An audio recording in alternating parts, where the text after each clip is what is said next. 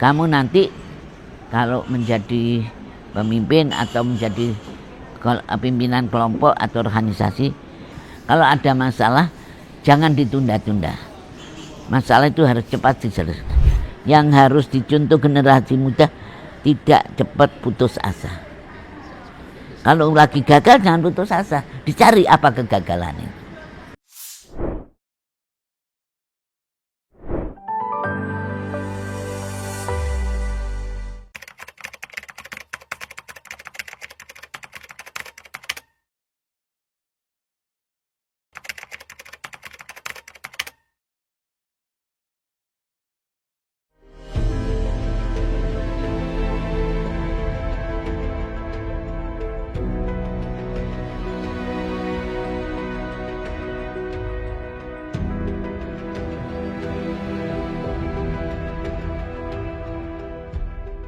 Assalamualaikum warahmatullahi wabarakatuh. Saya dari keluarga Putri Kyai Wahab Khasbullah. Beliau adalah termasuk pendiri Nahdlatul Ulama. Di keluarga kami memang diciptakan atau dikondisikan oleh almarhum ayah saya. Sejak kecil sudah ditanamkan masalah amaliyah dan juga ubudiyah serta lingkungan kami.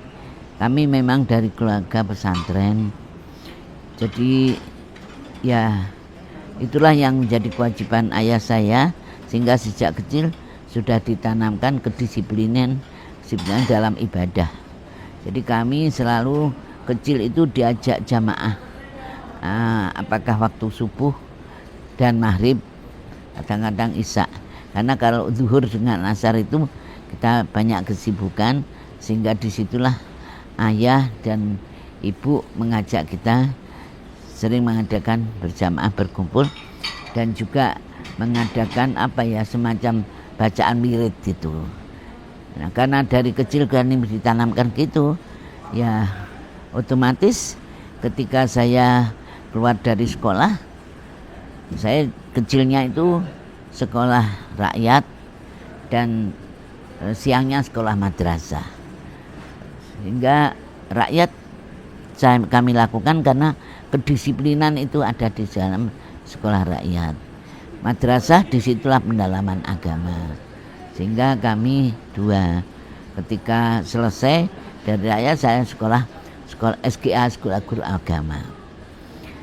Dari kecil kami sudah ditanamkan bagaimana untuk berkomunikasi dengan masyarakat, bagaimana untuk selalu mengadakan program sosial, bagaimana cara kita memuliakan dan menghormati para orang tua, terutama para kiai-kiai. Ketawaduan itu sejak kecil sudah ditanamkan. Walaupun saya sekolah rakyat, tetapi siangnya madrasah, oleh karena itu terpadu. Saya senang sekolah rakyat, disitulah kedisiplinan. Dan bukan berarti di madrasah tidak disiplin, tapi karena keluarga kiai, sehingga ketika ada pelajaran yang belum saya lakukan, tidak ada sanksi. Itulah yang saya menuntut, sehingga saya harus sekolah itu. Kami sejak kecil juga sudah sering sama ayah saya diajak silaturahmi, baik itu kepada keluarga, terutama kepada para alim ulama. Sehingga ya sekarang jadi besar ya senang silaturahmi, walaupun saya sekarang sudah usia 81. Karena tanaman dari kecil itu yang diberikan, sehingga itulah yang kami lakukan. Ayah itu selalu memberikan pelajaran kita harus mandiri. Artinya ketika beliau memberikan sesuatu itu harus dilakukan, tidak langsung dibantu, dilakukan dulu baru nanti akan disempurnakan. Jadi untuk keluarga kami, walaupun ayah saya itu sebagai ulama, orang tanda petik katakan, orang menyatakan ulama besar, tapi kami ditanamkan tidak sebagai anaknya kiai yang besar, sehingga kami ke masyarakat ya biasa aja kita hormati. Jadi tidak ada perasaan kami orang besar, anak yang besar ya. Itulah kelebihan penanaman Abah, dan selalu suruh mandiri, mau makan mau ini untuk menyiapkan itu sendiri. Itu juga dalam hal penentuan pemilihan sekolah dan lain sebagainya. Kami ditanamkan sejak kecil selalu kalau hari-hari libur Jumat untuk pergi bersama-sama dan untuk pergi ke Surabaya bersama-sama. Itulah apa sehingga tiap hari yang libur atau minggu diajak makan bersama-sama.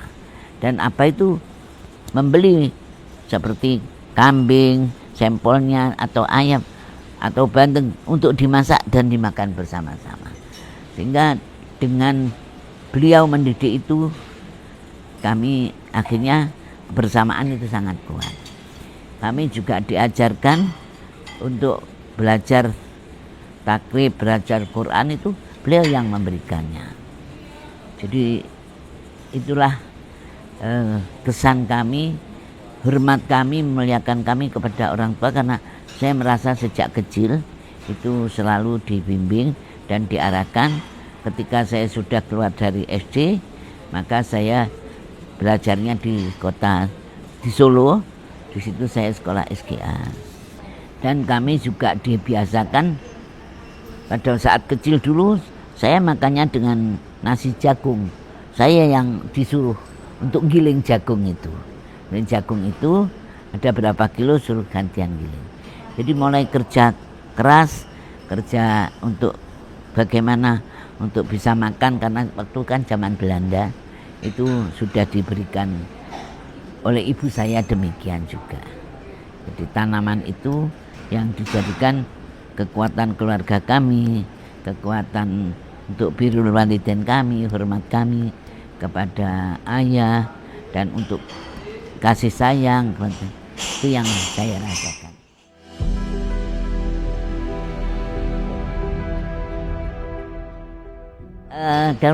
Dalam agama keras ya, seumpamanya sekarang baca takrib itu kan artinya nggak ada artinya Gundul. Kita kan sudah belajar bersama-sama dengan keluarga, sudah membaca. Ketika di depan Abah itu begitu ngaji sudah bawa apa ya, seperti garisan menjalin. Jadi kan kita terbuka. Kalau udah salah itu yang namanya drak gitu. Jadi di situ keras. Tapi dengan begitu kita terpacu. Bagaimana saya ngaji supaya nggak kena jalin. Bagaimana saya ngaji supaya nggak dibentak gitu. Saya kira memang pelajaran dulu itu memang Abah keras dalam pelajaran agama khususnya. Apalagi kalau sholatnya terlambat itu sudah. Tapi beliau itu kelebihannya setelah ngajar nanti malamnya atau sorenya itu udah berapa kali kesalahan, terus diajak makan ke Surabaya. Disitulah menebus semua. Saya kira sekarang mendapatkan orang tua semacam itu sulit karena kondisi situasi.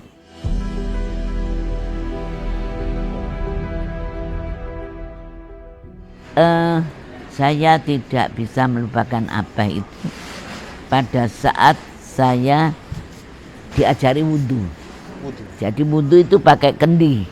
Apa ngejurkan di sini kendi, saya disuruh belajar bagaimana bersuci. Jadi diperhatikan betul, ngusapnya harus basah, gitu.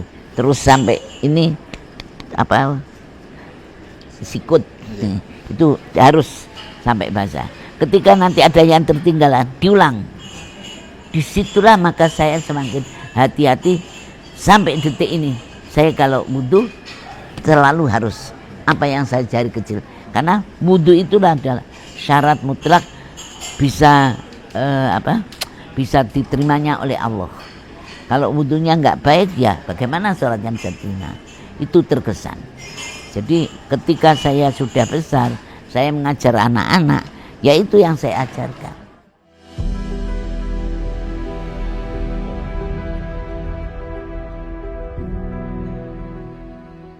Ya memang Seperti apa suka iya, kelucuan-kelucuannya? suka iya. Pamannya cerita kancil non timun gitu. Apalagi memang saya akui ada aja ceritanya itu dan aneh-aneh. Sekarang cerita besok ya lain lagi. Tidak pernah diulang-diulang itu. Itu diceritakan sebelum tidur gitu Bu atau Kalau apa tidak ya, kalau lagi ngaji, kalau lagi kumpul, kalau ibu itu yang menghantar tidur, tapi kalau apa tidak ya, waktu kita senggang, waktu kita libur atau waktu deres terus ceritain gitu. Kalau ngaji tafsir itu dua ayat tuh sudah ceritanya kemana-mana, artinya perjuangan sahabat, perjuangan Nabi itu dimasukkan, jadi lebih banyak sejarahnya daripada. Dan sekarang sulit mendapatkan seorang yang mengajar tafsir begitu luas pengertiannya itu.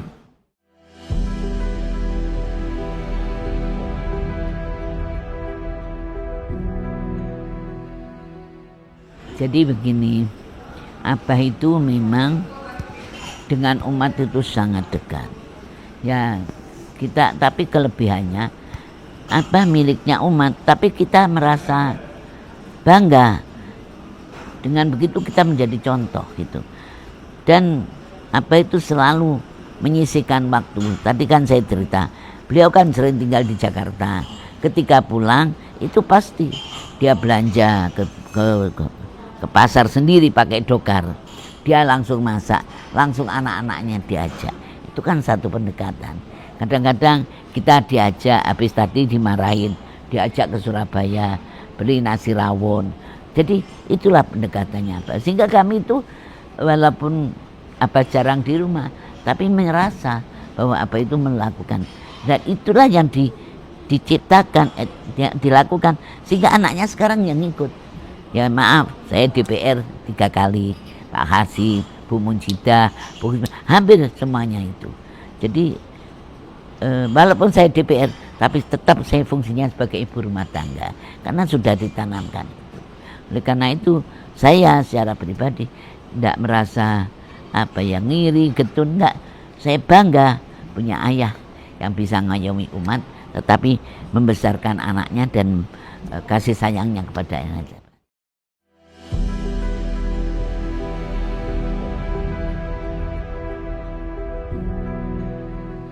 Beliau itu selalu ketika saya kecil selalu bilang, Bud, besok itu Amerika dekat.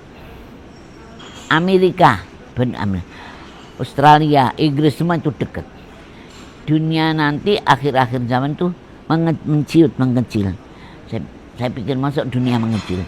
Ya inilah dengan adanya IT, dengan adanya kita di mana bisa teleponan dengan berdialog, itu kan jadi kecil. Jadi wawasannya sangat jauh sekali. Beliau juga, saya masih kenang, kamu nanti kalau menjadi pemimpin atau menjadi pimpinan kelompok atau organisasi, kalau ada masalah jangan ditunda-tunda. Masalah itu harus cepat diselesaikan. Semakin ditunda, maka semakin banyak urusannya. Jadi itu yang saya pegang ketika saya jadi ketua umum Fatayat, ketua Muslimat, saya jadi ketua satu Muslimat. Pegangan dari apa itu saya lakukan, sehingga alhamdulillah dalam organisasi saya nggak merasa ada musuh, karena kan tidak ada bedaan, cepat diselesaikan. Kadang-kadang habis rapat ada masalah, saya paranin malamnya itu ke rumahnya untuk jelasin. Karena saya ingat Abah itu dulu ketika beda dengan Yai Bisri, tapi dalam hal hukum ya, itu terus habis rapat malamnya jam 8 diajak makan. Jadi itu memang saya akui kelebihannya Abah.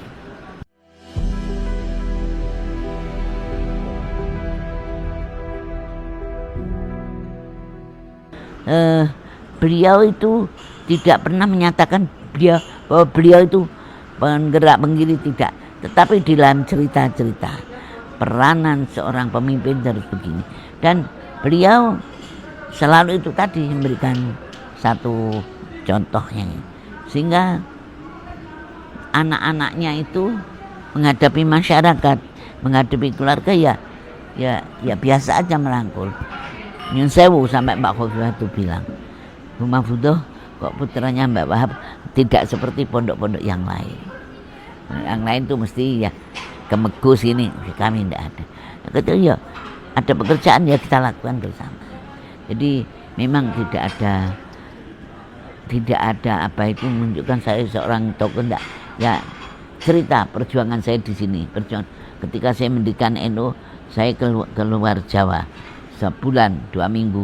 Di situ saya kadang-kadang nggak pernah tidur di masjid gitu. Jadi kerendahan hatinya yang selalu ditonjolkan dan diceritakan di dalam keluarganya.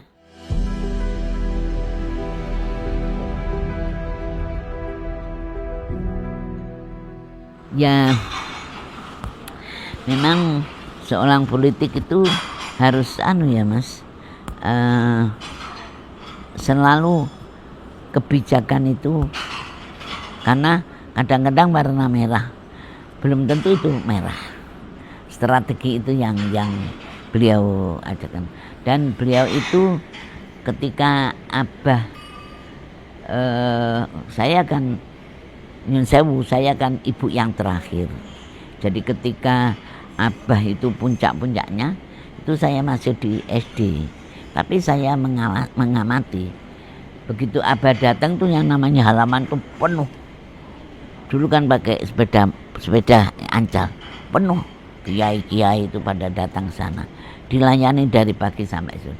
Malah ibu saya suruh nyiapin makan. Disitulah orang merasa diayomi. Orang walaupun dia seorang kiai besar, tetapi selalu siapapun tetap dilayani. Dengan sikap beliau itulah yang ditanamkan kepada anaknya, sehingga ya kami sampai sekarang ya masih senang dalam kumpulan itu.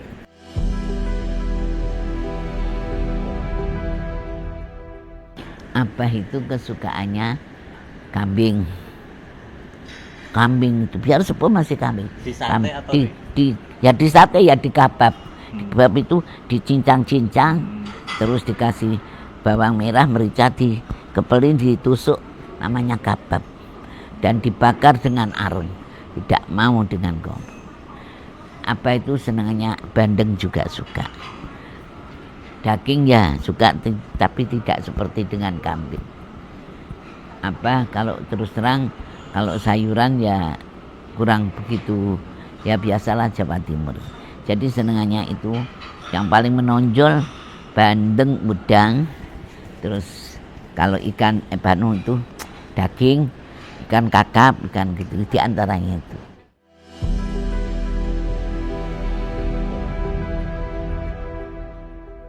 Beliau kalau senggang, dulu itu lampu pakai strongking. Itu kalau melihat strongking itu nggak bisa terang, dibongkar semua, itu dibongkar, ditaruh di tempat ini. Nah, ini yang untuk temennya ini, terus di sekrup ini nanti ini. Jadi beliau kalau sudah mengerjakan lampu strongking dari pagi sampai sore, sembahyang ditinggal, makan dikembalikan. Kalau sudah itu dipasang sendiri, murmurnya dipasang, dia pasang, kasih lampu, kasih bohlam gitu kayak kaos itu, dinyalain. Kalau udah terang ketawa, kalau kurang terang dicari lagi. Bagaimana? Iya itu. Terus sama mobil ya begitu. Kalau mobilnya enggak, dikerjain sendiri mobilnya. Kalau udah mentok nggak bisa, baru dibawa bengkel. Tapi beliau suka mudik mobil sendiri. Oh ya, terbangan, terus ya seperti terbangan, terus mada-mada, seperti baca tiba di lagu-lagu, baca pokoknya ya nyanyian syair-syair gitu. Kasidah. Ya. Oh, kalau udah terbangan itu Mas, udah pencak. Pencak. Oh iya, udah banyak. Jadi di kursi iya gerak gini tua begitulah. Oh, beliau Pencak. jago pencak gitu. Memang dia jago pencak. Beliau pernah pencak dengan orang pendekar pencoleng yang sangat besar. Pencoleng juga nggak ada yang kuatnya. Begitu dia nantang. Ayo Wahab, ambil aku. Ada musola yang ininya pakai pagar, atasnya pakai bambu, you know. Masuk di situ berdua saja, gelut. Pokoknya sing kalah kudu terima. Satu ketika dia kalah, keterima, pergi dari tambak beras. Gitu. Dan sampai situ dia takluk. Jadi pencak dia pencak ini. Terbangan juga. Makanya ada hadroh yang pakai Ishari itu. Ishari itu. Itu apa pendirinya? Itu pendirinya apa? Pencak. Jadi menyukai kesenian. Oh sangat. Diam-diam itu nyanyi. Ya lagi itu.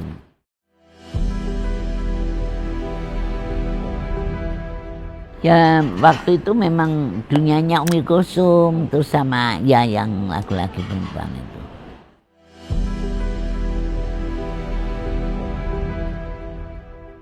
Sebetulnya beliau itu kalau pernah ngasih tahu kami, wiritan itu tidak perlu banyak, yang penting istiqomah. Dan yang tidak pernah ditinggal ayah itu apa itu? Pertama selawat, istighfar, selawat, terus itu selawat nariyah. Dan paling beliau suka itu yang burdah itu. Burdah itu yang karangannya Imam Al-Bushiri, yang bacaannya Wal Habib. Wal Habibul ladzi turja syafa'atuhu itu. Terus diawali dengan Maulaya Sol. Itu beliau sangat segala permasalahan mesti larinya ke situ. Dan kalau udah wirid gitu Mas, nggak sedikit, nggak banyak, memang nggak perlu dowo-dowo, tapi istiqomah. Jadi beliau itu kalau udah wirid itu 5.000, 10.000 kalau sudah ada masalah yang penting. Kalau yaitu di Narya juga begitu. Beliau memang terus sholat malam. Kalau sudah sholat malam bangun jam 10 sampai subuh dengan wirid-wiridan.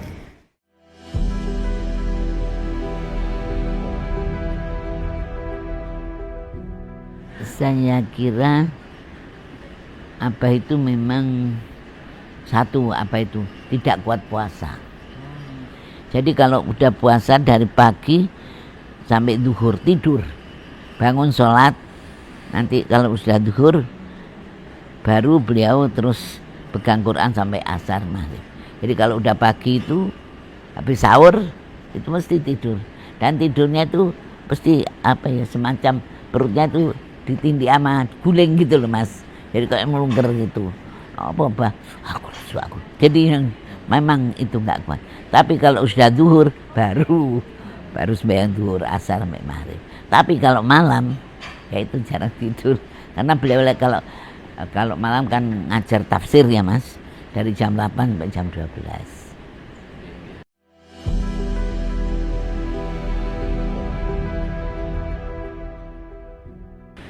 Saya kira ya semangat perjuangannya tidak pernah luntur. Ketika beliau tidak punya uang, tetap jalan. Jadi itu yang prinsipnya, kalau udah punya prinsip dia pegang teguh. Kalau udah punya prinsip dan semangatnya itu yang sangat luar, dan tidak pernah mengeluh. Ketika melakukan sesuatu dia terus langsung kerjakan sampai bisa berhasil. Dan kalau sudah begitu Mas, ya sudah, riyadhahnya juga kuat ini. Jadi kalau ada sesuatu, terus pernah saya melihat ketika menjadi anggota DPA kan harus membuat satu makalah, itu begitu, dia ketik sendiri, kitab dikeluarkan dia ketik itu, terus judulnya belum ketemu ya, sampai begitu sampai 3 kali ngetik, anak-anak suruh wiritan burdah itu, terus beliau ada inspirasinya, sehingga ya Apa itu bagaimana kalau dengan orang musik yang menjaga inspirasi. Yang harus dicontoh generasi muda, tidak cepat putus asa. Kalau lagi gagal jangan putus asa, dicari apa kegagalan itu. Jadi semangat berjuang harus tinggi dan harus, ya namanya orang hidup pasti ada perjuangan. Jadi kalau sudah gagal jangan terus putus asa, tapi dicari di mana itu.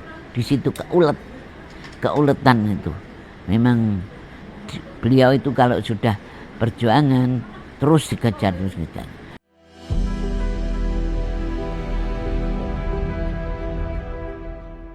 Jadi Abah itu kalau sudah susah ya beliau ya memang terus terang. Ada memang semacam riyadhahnya yang bacaan itu untuk memudahkan urusan. Jadi beliau itu dulu sampai keluarga itu sudah nggak dipungkir, karena apa kan punya sawah, hasil sawah kan ada padi, yaitu yang dikelola, kasihkan istrinya untuk menghidupi anak-anak. Jadi kalau mau sekolah bayar diuyangin jual padi gitu. Jadi memang Abah itu tidak pernah mengeluh, walaupun nggak ada uang ya alhamdulillah berkat riyadhahnya dia ada aja yang ngasih. Jadi beliau tidak merasa ada kesulitan. Satu ketika saya kan diberikan kalung yang kayak jagung gini-gini ya, buat ibu saya tuh gini, "Bu, kalungnya tak cuci ya." Nggak taunya itu mau buat satu kegiatan, apakah konferensi apa sampai segitu. Tapi ibu saya ngerti perjuangan, dilepas. Tapi ketika nanti bila ada rezeki dikembalikan. Jadi buat kesusian, kekurangan harta itu tidak mengurangi semangat perjuangan. Di situ kelebihannya apa? Katakan nggak ada, sudah jalan aja. Dia yakin pasti nanti akan menang. Keyakinan itu yang harus dipegang. Jadi generasi muda jangan cepat putus asa.